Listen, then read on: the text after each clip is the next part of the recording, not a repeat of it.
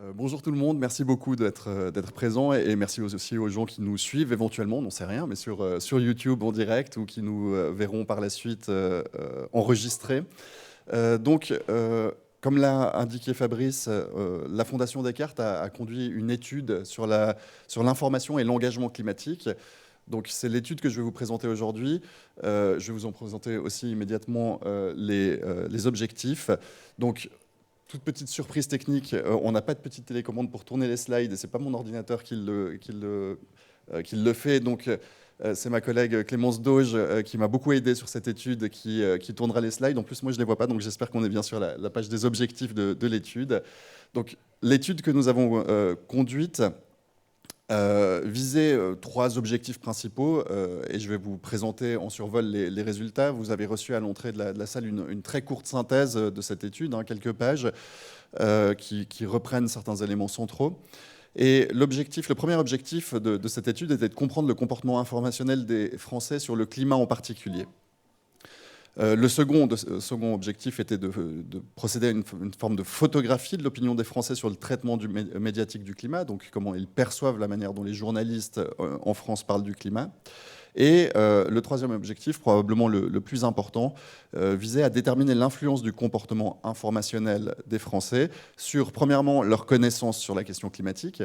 Est-ce que s'informer et par quel canal on s'informe, par exemple, influence positivement ou négativement nos connaissances climatiques? Et le deuxième sous-objectif, c'était de déterminer l'influence du comportement informationnel des Français sur leur disposition à l'action, soit individuelle, volontaire, en faveur du climat, soit la disposition des Français à accepter des mesures climatiques contraignantes.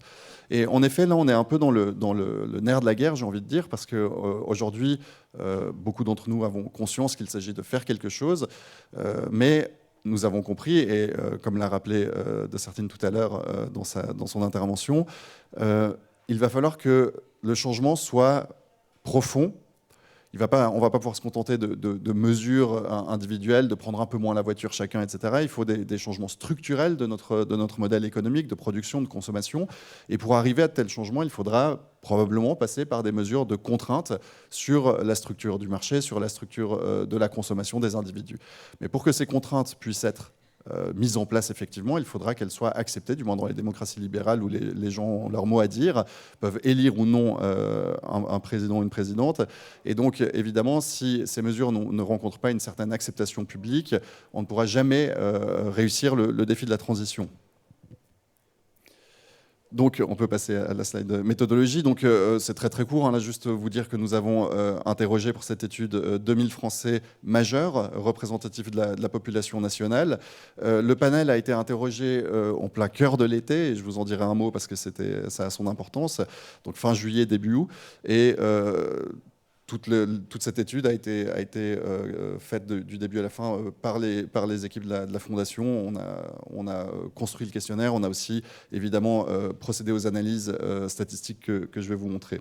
On reste dans une science très, très molle, comme le disait de Sertine tout à l'heure, mais avec un tout petit peu de mathématiques. Je ne sais pas si ça la rend beaucoup plus solide.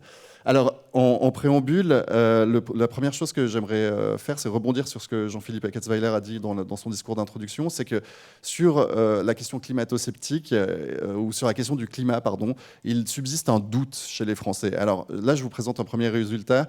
Sommes-nous en train de vivre un changement climatique global? Vous nous demandez aux répondants en guise d'introduction de cette étude. Et on peut voir le verre à moitié plein, évidemment. On peut voir que seulement 2% de nos concitoyens répondent non, absolument pas, il n'y a pas de dérèglement climatique. 5,1% pense que c'est probablement pas le cas. Donc c'est plutôt positif. C'est une part étroite de la population qui est encore climato-sceptique au sens dur, en quelque sorte. Mais on peut aussi voir le verre à moitié vide. On peut constater qu'on a à peu près 40% des Français qui répondent oui, probablement, il existe un dérèglement climatique. Et ce probablement est en deçà du consensus scientifique et de très loin, parce que pour les scientifiques du climat, il ne fait aucun doute que nous sommes en train de vivre un dérèglement climatique. Donc le doute subsiste en partie là-dessus. Il subsiste aussi sur la slide suivante que je vous le montre. Quelle est selon vous la cause du changement climatique ? C'était une question que nous avons posée aux répondants. Et on observe, à nouveau verre à moitié plein, que 55% à peu près de nos concitoyens pensent que le changement climatique est essentiellement causé par l'activité humaine. Très peu de personnes disent en France, 5,7%, que le changement climatique est essentiellement causé par des phénomènes naturels. Donc tout ça paraît très encourageant, mais on constate néanmoins qu'on a toujours un bon tiers des Français qui considèrent, et la formulation était pourtant relativement claire, que le changement climatique est autant causé par l'activité humaine que par des phénomènes naturels. Donc on a encore un tiers de la population en France qui considère que l'activité humaine n'est pas plus importante dans ce qu'il est en train de se produire au niveau climatique que des phénomènes d'ordre naturel.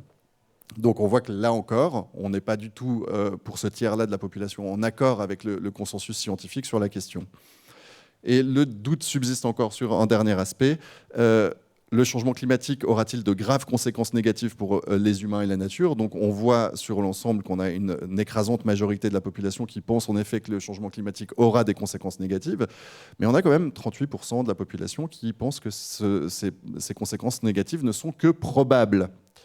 Et donc, il ne faut peut-être pas faire dire trop de choses à ce genre de chiffres, parce que peut-être qu'il y a aussi un phénomène dans lequel les gens n'aiment pas se situer à l'extrême, être trop radicaux dans certaines de leurs réponses, mais néanmoins, on peut avoir l'impression que sur quelque chose qui nous semble réglé aujourd'hui, la question du climato-scepticisme ou du doute climatique, en fait, c'est peut-être pas totalement le cas. Et on jette bien vite en France la pierre aux États-Unis en disant bon ben voilà, dans ce pays-là, il y a encore une grosse partie de climato-sceptiques hardcore, j'ai envie de dire, mais en France, le doute subsiste encore. Et donc, c'est-à-dire que le travail d'information sur ces questions-là n'a pas fini d'être mené dans notre pays non plus. Alors, deux autres résultats que je vais vous présenter avant de passer à la manière dont les Français s'informent sur le climat, mais deux aspects qui vont revenir dans la suite. Le premier aspect, c'est une question que nous avons posée aux Français pour savoir s'ils craignent le dérèglement climatique. C'est un facteur important, on le verra dans la suite.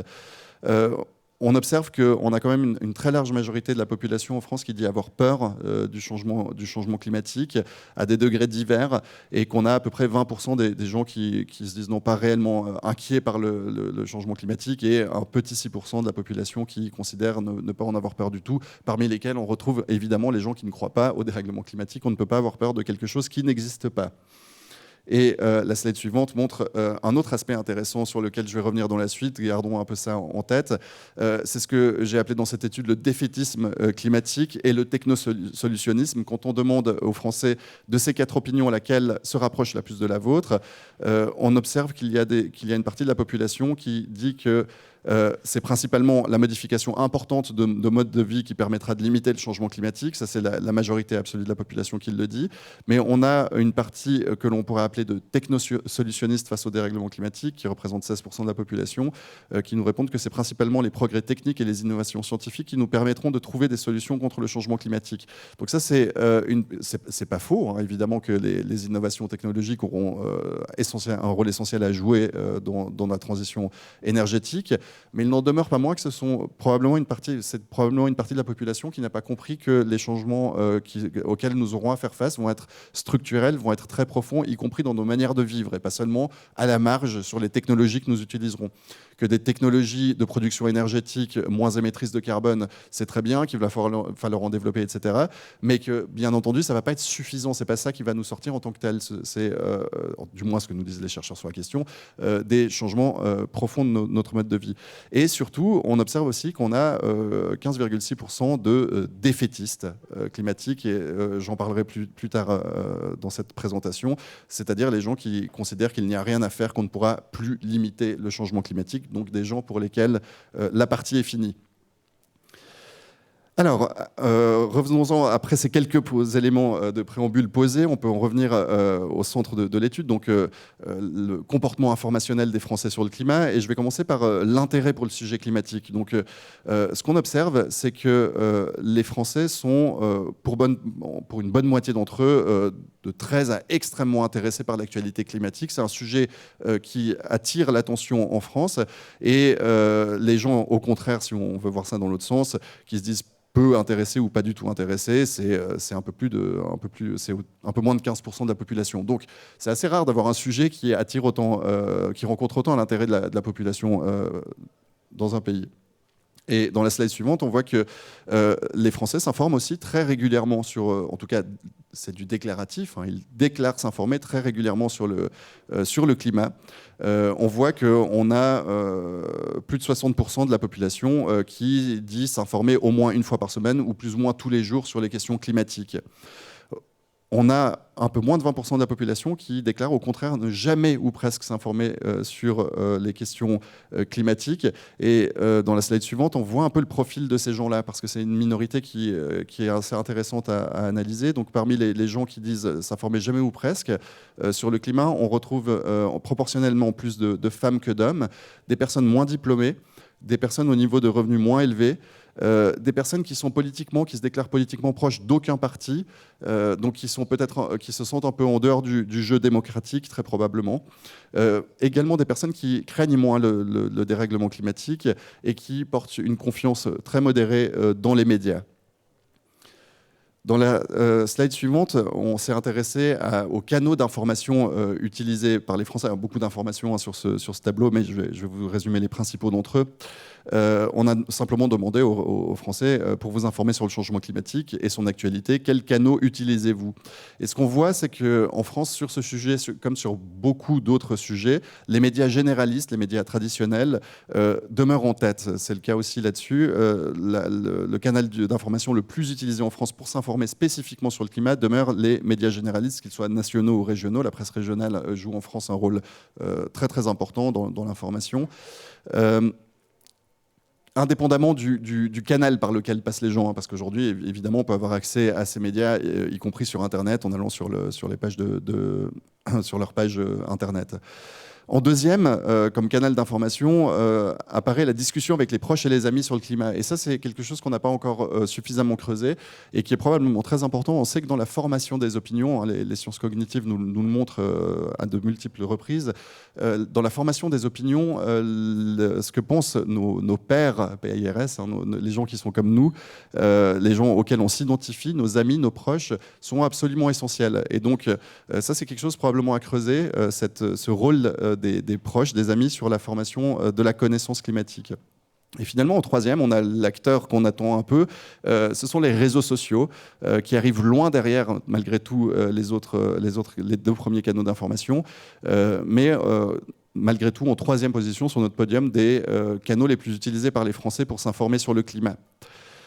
Ce qu'il faut tout de suite préciser, c'est que ces canaux, dans l'étude, ne sont pas du tout opposés. On pouvait tout à fait dire s'informer très régulièrement sur le climat via les médias traditionnels et très souvent le faire également via les réseaux sociaux. Donc il n'y avait pas de nécessité d'opposer ces canaux entre eux. Ils peuvent tout à fait être complémentaires et les participants pouvaient les donner de manière complémentaire également. Alors, dans la slide suivante, je fais une petite incursion par des questions de confiance dans les institutions ou dans des groupes que nous avons posés à nos participants pour vous souligner une chose. Les médias traditionnels ressortent, les médias généralistes ressortent comme le canal d'information le plus utilisé par les Français sur le climat. Et pourtant, on voit que le niveau de confiance dans les médias des Français est très faible. Il arrive en avant-dernier de la petite liste qui paraît là à l'écran, ou pour le dire autrement, le niveau de défiance à l'égard des médias est très élevé. Donc ça, c'est pas nouveau comme résultat, mais ça permet quand même de voir que malgré la défiance déclarée à l'égard des médias, les Français continuent à y recourir massivement pour s'informer sur des questions telles que le sujet climatique. Et sur la slide suivante, c'est une façon un peu différente d'aborder la question. À nouveau, pas besoin de tout lire, je vais vous indiquer quelques indications importantes là-dedans. Là, nous avons posé aux Français la question de savoir à quel point ils faisaient confiance aux personnes suivantes pour leur dire la vérité sur la situation climatique. La question précédente portait sur la confiance en général. Là, c'est pour les informer sur la situation climatique. Et ce que l'on observe, c'est que les scientifiques arrivent de loin en tête, les scientifiques du CNRS, parce qu'en France, le CNRS est un label très connu, donc j'ai voulu leur poser cette question-là. Les scientifiques du GIEC aussi arrivent en tête de la liste, et les journalistes, hein, tout en fond de liste. Les journalistes, qui pourtant constituent le premier canal d'information des Français sur le sujet, les Français déclarent très très peu leur faire confiance pour leur dire la vérité sur le climat. Donc, paradoxe peut-être. Notons également que les journalistes scientifiques, eux, apparaissent un peu plus haut dans la liste. Ils apparaissent en 4e position. Donc, les journalistes scientifiques. Alors, est-ce que c'est réellement que les Français font une distinction fine entre la nature des journalistes? Est-ce que ce sont des journalistes en général ou est-ce qu'ils sont scientifiques, des journalistes scientifiques en particulier? Ou est-ce que c'est juste un effet de label scientifique qui apparaît dans une liste et qui tout à coup augmente son niveau de crédibilité? Je penche plutôt pour cette seconde hypothèse, malheureusement. Donc, je vais juste vous profiler un tout petit peu les deux types de populations. Ceux qui disent s'informer très souvent sur le climat via les médias généralistes versus ceux qui disent s'informer très souvent sur le climat via les réseaux sociaux. Pourquoi je dis versus alors que je viens de vous dire que ces deux canaux d'information n'étaient pas opposés? Par exemple, c'est mon cas et je pense que c'est le cas de beaucoup d'entre vous. Je m'informe sur le climat via ces deux canaux très fréquemment. Et en réalité, on constate qu'il y a très peu de corrélation entre les gens, dans notre étude, entre les gens qui disent s'informer beaucoup sur le climat via les médias généralistes et qui disent beaucoup le faire via les réseaux sociaux. Donc, de facto, il y a une forme d'opposition entre ces canaux qui est assez surprenante. Donc, les personnes qui disent s'informer très souvent sur le climat via les médias généralistes sont plutôt plus âgées et plus diplômées que le reste de la population, ont aussi des niveaux de revenus plus élevés. Sont plutôt politiquement proches des écologistes du centre et de la droite et moins fréquemment proches de l'extrême droite ou d'aucun parti et en général font davantage confiance aux médias, ce qui est plutôt pas mal puisqu'ils les utilisent, et moins confiance aux réseaux sociaux. Et si on passe à la slide suivante, on observe que le profil des personnes qui au contraire disent s'informer sur le climat très souvent via les réseaux sociaux sont en proportion plus nombreux à être des femmes, ce qui me surprenait un peu. Je pensais pas voir une telle différence. Moins âgées, plus jeunes, bon ça on s'y attend un peu quand même, donc plus souvent des étudiants, qui font davantage confiance aux réseaux sociaux. Donc on constate quand même un minimum de cohérence entre la confiance qu'emporte un canal d'information et son utilisation. Dans la slide suivante, on commence à s'intéresser à l'opinion des Français sur la couverture médiatique du climat. Et là, je vous ai juste mis cette figure qui montre où nous nous situions. C'est la flèche rouge au moment de la passation de cette étude. Et les barres bleues qui montent progressivement vers cette flèche rouge, en réalité, sont le nombre d'articles publiés sur le climat qui comportaient les termes changement climatique, dérèglement climatique ou réchauffement climatique. Donc le nombre d'articles publiés en ligne par des sources d'informations très, très diverses. Et on observe simplement qu'au moment où nous avons passé cette étude, c'était le cœur de l'été, donc en pleine canicule et sécheresse. Le sujet météorologique était très en avant, évidemment, dans les médias, et le lien avec le climat était aussi très régulièrement fait. Donc, on s'est trouvé à un moment où le climat faisait la une à longueur de journée dans les informations. Et pourtant, comme on le voit à la slide suivante, les Français n'ont pas eu un sentiment de saturation informationnelle sur le climat. J'avais anticipé à tort que dans la population, il y avait peut-être un petit sentiment de ras-le-bol du sujet climatique, surtout dans cette période-là. Ce n'est pas du tout le cas. On n'a que 18% de la population qui considère que les médias parlent trop du sujet climatique et au contraire, 42% qui pensent qu'ils n'en parlent pas assez. Et 27,5%, comme vous voyez, qu'ils en parlent ce qu'il faut, ni plus ni moins. Donc, de manière intéressante, même quand le climat fait la une de manière très massive dans la presse, les Français n'ont pas l'impression que le sujet est trop abordé.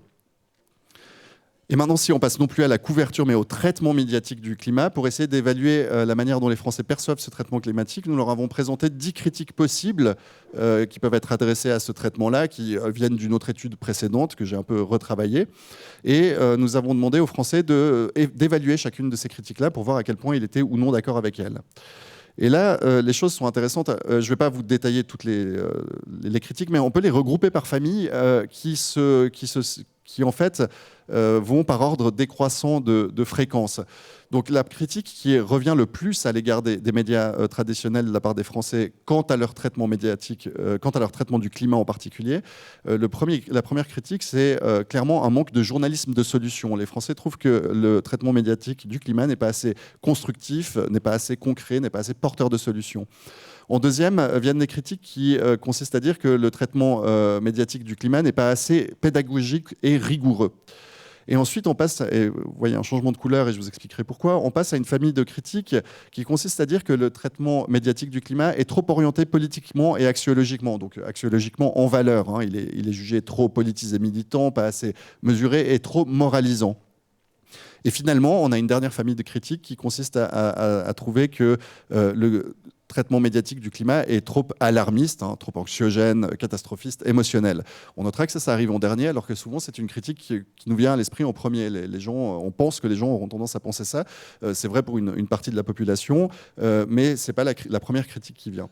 Et donc ce qu'on observe en fait, c'est que ces critiques-là, la slide suivante, on peut la passer, c'était juste les corrélations, mais on ne va pas rentrer dans ce détail-là et arriver directement à la figure un peu retravaillée. Là, j'espère que vous voyez la même chose que moi. Bon, vous me direz si c'est le cas. On peut regrouper statistiquement ces critiques. Les critiques 1 et 2, donc celles du manque de journalisme de solution et du manque de pédagogie et de rigueur, vont ensemble statistiquement, c'est-à-dire que les personnes qui ont donné des critiques, qui ont été d'accord avec les critiques du premier type sont statistiquement plus souvent d'accord que les autres avec les critiques du second type, et par contre les critiques du troisième et quatrième type vont tout à fait ensemble, c'est-à-dire que les personnes qui trouvent que le traitement médiatique du climat est trop politisé, trop militant, ont également davantage tendance que les autres à trouver qu'il est trop anxiogène.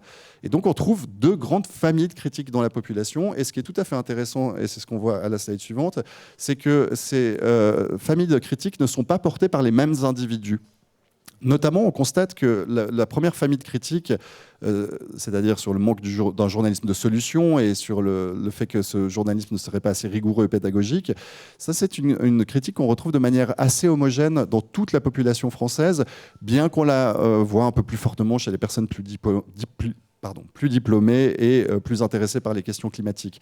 Par contre, la seconde grande famille de reproches qui est adressée aux médias, celle qui consiste à dire que le traitement médiatique du climat serait trop alarmiste et orienté politiquement, ces mesures-là, ces critiques-là sont marquées politiquement. On les retrouve plus chez des gens proches de la droite et de l'extrême droite, et moins chez des gens de gauche ou chez des gens qui sont proches des partis écologistes. Donc on a bien là une forme de clivage sur politique sur cette question-là, et j'y reviendrai en conclusion parce que je pense que ça signifie, ça signale un certain danger pour la couverture médiatique du traitement du climat, pardon.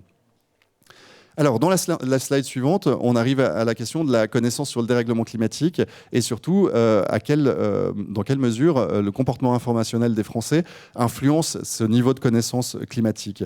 Alors, pour mesurer le niveau de connaissance climatique, nous avons passé un petit quiz de 12 questions factuelles à nos participants, et pour chacune de ces questions, il y avait une réponse correcte, 4 réponses fausses. On a calculé un score de connaissance du climat pour chaque participant en comptant les points qu'il a obtenus dans le quiz.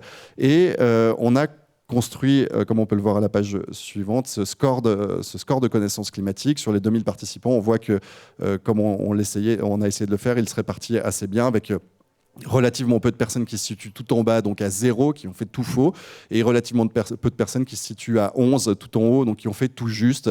On a un score à une médiane autour de 6, enfin à 6. Donc ça nous permet d'avoir une répartition intéressante pour faire nos analyses statistiques.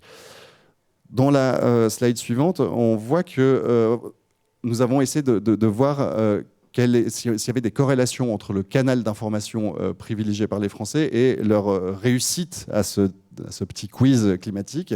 Et ce qu'on observe, et ce qu'il faut regarder, c'est la première et dernière ligne de ce tableau. Le fait de s'informer via les médias généralistes est associé statistiquement à des niveaux nettement plus élevés de connaissance du climat, tandis que en bas, sur la dernière ligne, on observe que utiliser régulièrement les réseaux sociaux pour s'informer sur le climat est associé négativement, donc est associé à des niveaux de connaissance du climat plus faibles. C'est ce qu'on peut visualiser autrement à la figure suivante, où on voit pour la figure du haut que les personnes qui disent jamais ou presque s'informer tout à gauche sur le climat via les médias généralistes obtiennent un score de connaissance du climat significativement plus faible que ceux qui, tout à droite, disent s'informer très souvent sur le climat via les médias généralistes, et on observe la courbe inverse dans le tableau du bas. Les gens qui disent jamais ou presque s'informer sur le climat via les réseaux sociaux obtiennent un meilleur score de connaissance du climat que ceux qui, tout à droite, disent le faire très souvent. Donc, en quelque sorte, ce qu'on observe, c'est que le comportement, que les réseaux sociaux désinforment, si on veut bien. Alors là, il ne s'agit que d'une corrélation, comme ça nous a été rappelé tout à l'heure à très juste titre. Et donc, on a essayé de pousser un peu plus loin les analyses statistiques, et c'est ce que vous voyez à la page suivante.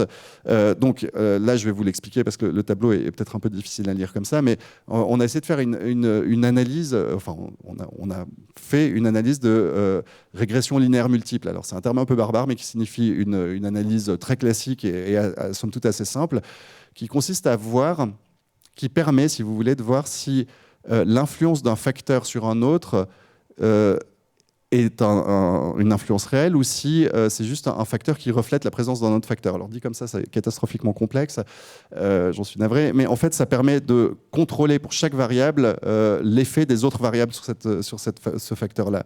Et ce qu'on observe, c'est que même quand on contrôle toutes choses égales par ailleurs l'effet du comportement informationnel, on constate bien que s'informer sur le climat via les médias généralistes augmente significativement la connaissance du climat, alors que le faire via les réseaux sociaux diminue significativement le niveau de connaissance du climat, quand bien même on contrôle pour toutes les autres variables que nous avons tenues en compte dans notre étude.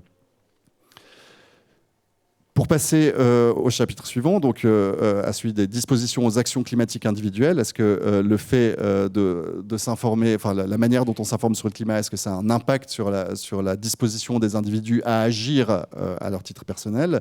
On a demandé aux Français de se positionner par rapport à 6 actions climatiques individuelles, et sur cette base-là, on a créé un indice d'action individuelle, savoir à quel point les gens étaient de façon générale disposés à agir individuellement ou non en faveur du climat.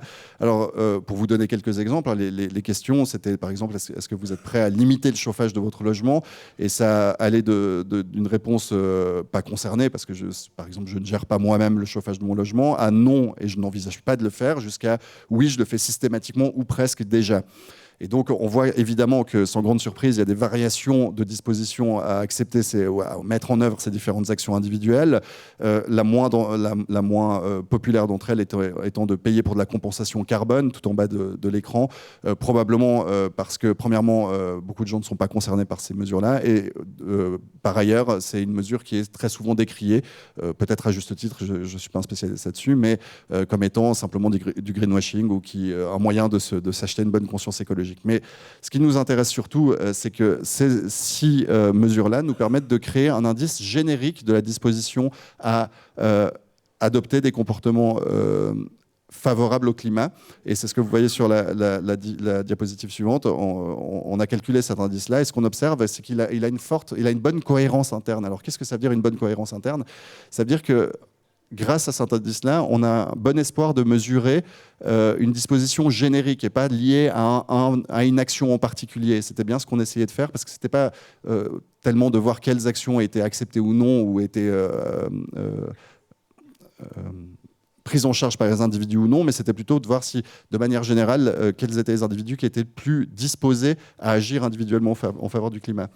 Et ce qu'on observe sur la figure suivante, c'est que cette fois, le canal d'information choisi ne semble pas avoir, pour s'informer sur le climat, ne semble pas avoir un effet ou un lien très très fort statistiquement avec l'indice d'action individuelle qu'on a calculé, puisqu'on n'a plus un canal d'information qui pousse à ne pas agir comme on avait un canal d'information au préalable qui poussait à moins connaître, en quelque sorte. On n'a pas d'association négative. S'informer, quel que soit le biais, quel que soit le canal par lequel on s'informe, semble plutôt être associé à des dispositions à l'action. Et à la slide suivante, c'est quelque chose qu'on remarque en effet dans le même type d'analyse à laquelle j'ai procédé avant. On voit bien que la fréquence d'information sur le climat, quel que soit le canal utilisé, est associé, favorise la prise d'action individuelle en faveur du climat. Et dernier volet de cette étude, la disposition à accepter des mesures climatiques contraignantes. Cette fois, on n'est plus dans les mesures individuelles volontaires, mais la capacité à accepter des mesures climatiques contraignantes. Donc, on a procédé de la même manière qu'avant. On a proposé 7 mesures climatiques contraignantes. On a demandé aux individus de se situer par rapport à ces mesures et nous avons calculé évidemment un indice d'action contraignante de la même façon qu'avant.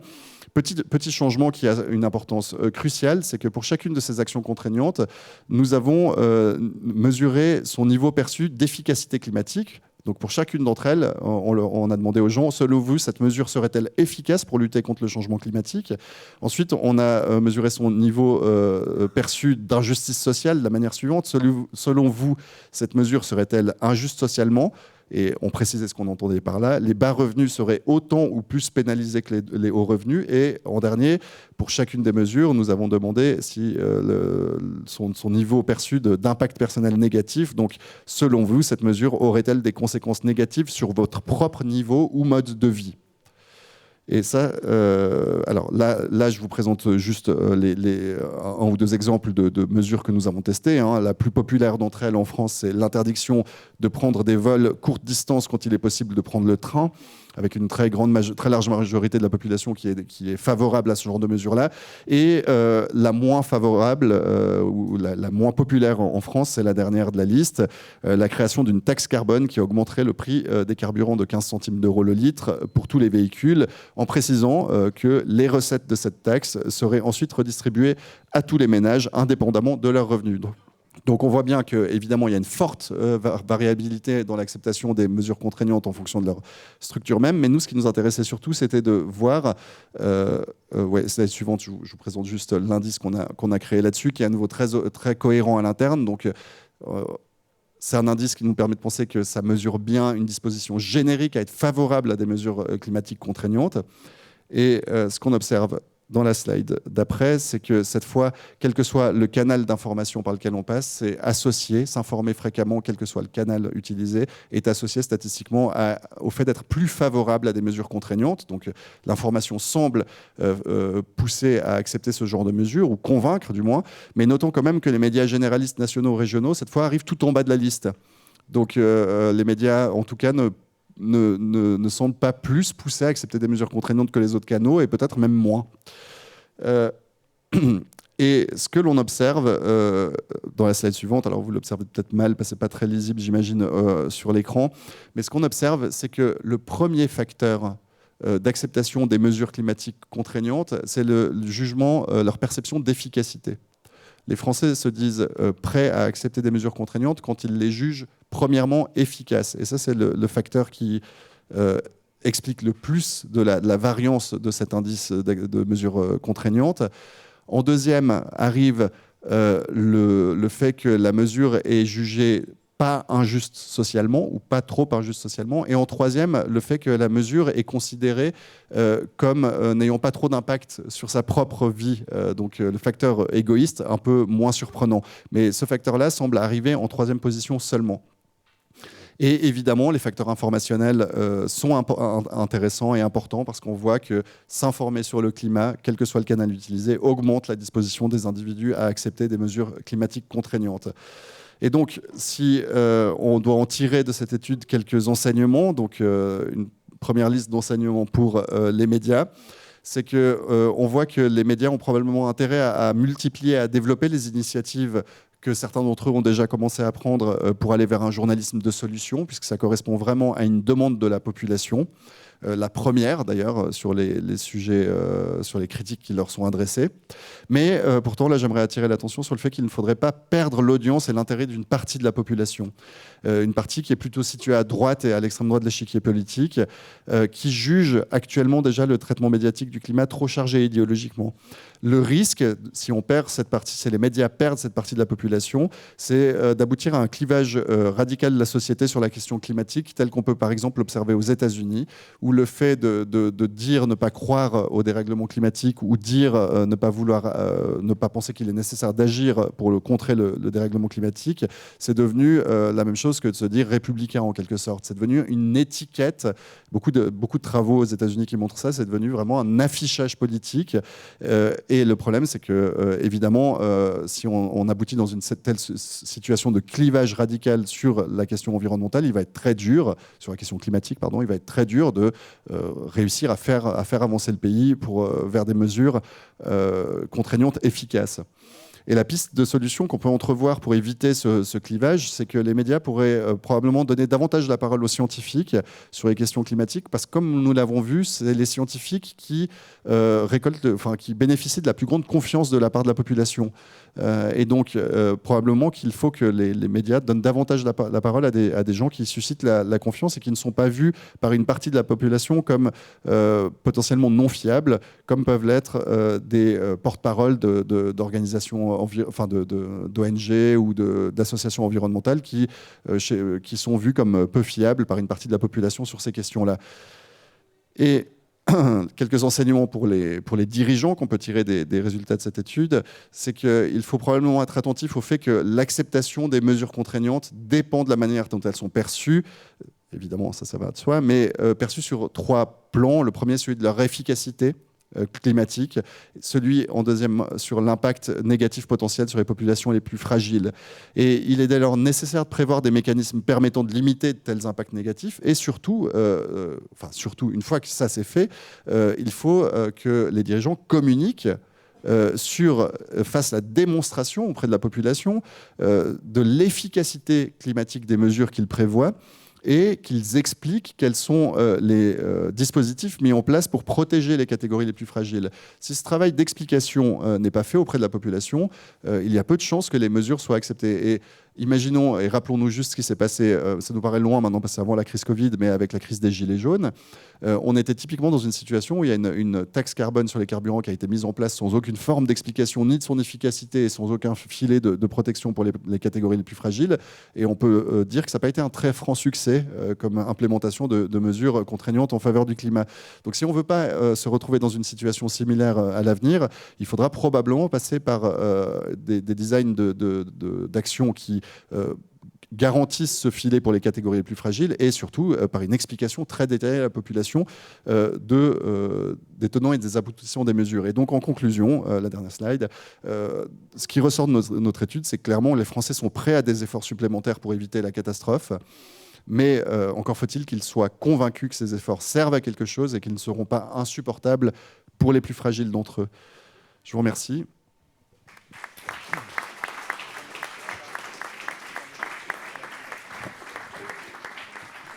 Tu prendrais 1 ou 2 questions, s'il y en a? Oui? Après, on fait une courte pause, on prend 5 minutes de débat, ça vous va? Merci. Merci Laurent.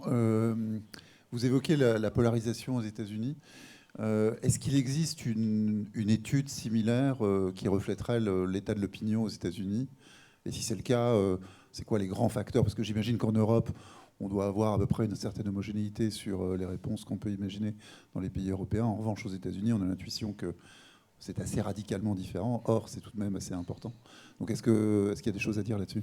Alors oui, en effet, ce que montrent les études qui sont conduites et les sondages aussi sur ces questions-là aux États-Unis, c'est vraiment que le facteur explicatif, c'est le facteur partisan. Le facteur explicatif du fait de croire ou non à l'importance d'agir en faveur du climat, le fait ou non d'accepter des actions contraignantes, c'est très lié à des positionnements politiques, beaucoup plus qu'en France.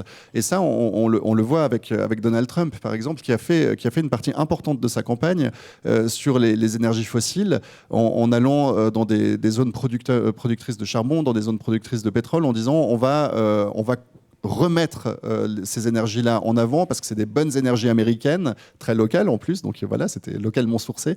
Mais ce discours-là, on imagine mal en Europe un candidat ou une candidate à la présidentielle faire une campagne autour de la nécessité de relancer le charbon, de relancer le pétrole, etc. Aux États-Unis, c'est tout à fait audible et c'est même ce qui a probablement amené une partie importante des voix populaires à Donald Trump. Alors évidemment, ça ne veut pas dire qu'en Europe, on n'a pas malheureusement des États et certains d'entre eux qui sont voisins, et la France aujourd'hui même qui relance le charbon, mais ça c'est pour d'autres questions, et c'est en tout cas pas un sujet de fierté pour les politiques qui les portent. Donc je pense que le clivage, il est entériné aux États-Unis. Et je ne vois pas du tout comment ils vont pouvoir revenir en arrière là-dessus. Et le fait que Donald Trump, quand il arrive au pouvoir, dise « je sors des accords de Paris », ben c'est vraiment, ça signe ça très fortement. Ça veut dire qu'on est maintenant dépendant des mouvements de balancier républicains démocrates aux États-Unis pour la conduite mondiale de ce genre de politique. Et c'est une catastrophe absolue. Il ne faudrait pas que ça se produise de la même façon en Europe. Et probablement qu'il faut être attentif à ce risque-là. Une deuxième question? Oui. Bonjour monsieur, merci pour votre intervention. Ma question, elle porte sur les canaux d'information climatique et plus particulièrement le fait que la population qui s'informe sur les réseaux sociaux est apparemment composée un peu plus de femmes, un peu plus de jeunes et souvent des étudiants. Je pense que je me suis sentie concernée par ce fait parce que je suis jeune diplômée. Ma question, c'est est-ce que vous avez affiné cette question? Est-ce que vous pouvez me donner un petit peu plus d'informations? Notamment, je m'interroge sur le large spectre de crédibilité, par exemple, de citation des sources ou même de positionnement partisan des différentes sources, enfin des différents médias présents sur les réseaux sociaux. Merci beaucoup de revenir sur ce point-là parce que ça me permet de creuser un peu cet aspect intéressant à mon avis de l'étude. Je ne vous cache pas que pour moi ça a été une surprise de voir que les réseaux sociaux, l'usage des réseaux sociaux semblait avoir un effet aussi négatif sur le niveau de connaissance climatique. Pour moi c'était une surprise. Pourquoi? Parce que les réseaux sociaux sont l'endroit où on trouve le meilleur de l'information climatique. À titre personnel, je suis Valérie Masson-Delmotte sur Twitter. Donc il y a peu de meilleures sources sur le climat qu'une scientifique du GIEC, par exemple. Mais évidemment, les réseaux sociaux sont aussi l'endroit où, statistiquement, on a plus de chances de tomber sur des informations de mauvaise qualité ou des informations fausses par rapport aux médias traditionnels. Aujourd'hui, en France, le discours ouvertement climato-sceptique est devenu rare dans les médias traditionnels. Il n'y a plus beaucoup de gens qui peuvent aller à la télé, au journal de 20h, dire non mais écoutez, le dérèglement climatique n'existe pas ou il n'est pas du tout causé par les humains. C'est relativement nouveau parce que jusqu'à il y a une dizaine d'années, c'était des choses qu'on voyait dans les médias français. Aujourd'hui, on le voit moins ou plus. Par contre, sur les réseaux sociaux, et la table ronde qui va suivre va l'exposer en détail, la désinformation circule beaucoup. Et donc, on est dans une situation de probabilité statistique d'être exposé à de la fausse information, à de l'information frelatée en quelque sorte sur les réseaux sociaux. On s'expose à un risque. Et nous avons mesuré dans cette étude-là, je vous ai passé énormément de résultats évidemment, mais nous avons mesuré un certain nombre de propriétés cognitives des répondants, notamment certaines propriétés cognitives qui sont connues dans la littérature internationale pour protéger en quelque sorte des fake news, de la désinformation. Une de ces propriétés, c'est ce qu'on appelle le style de pensée analytique versus le style de pensée intuitif. Et je ne vais pas rentrer dans les détails parce que c'est des questions un peu complexes, mais en gros, on est tous plus ou moins analytiques ou intuitifs quand on doit se prononcer face à une information nouvelle. Être intuitif, c'est se fier à son intuition, dire ok, j'y crois ou j'y crois pas immédiatement sur la base de son ressenti.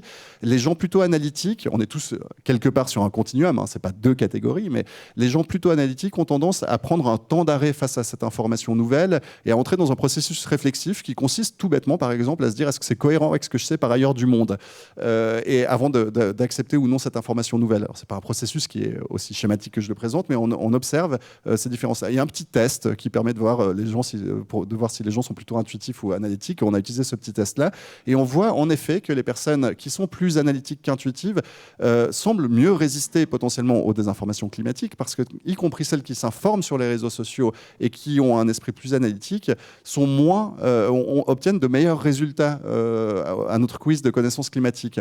Donc, évidemment, comme on est dans un phénomène éminemment complexe avec énormément de variables distinctes, etc., le fait de s'informer sur les réseaux sociaux n'est pas en soi un facteur suffisant pour désinformer. Encore faut-il qu'on ait potentiellement un terrain, une prédisposition cognitive ou une prédisposition idéologique ou une prédisposition d'un faible niveau de connaissance générale sur ces questions-là pour que les réseaux sociaux deviennent vraiment un lieu de désinformation.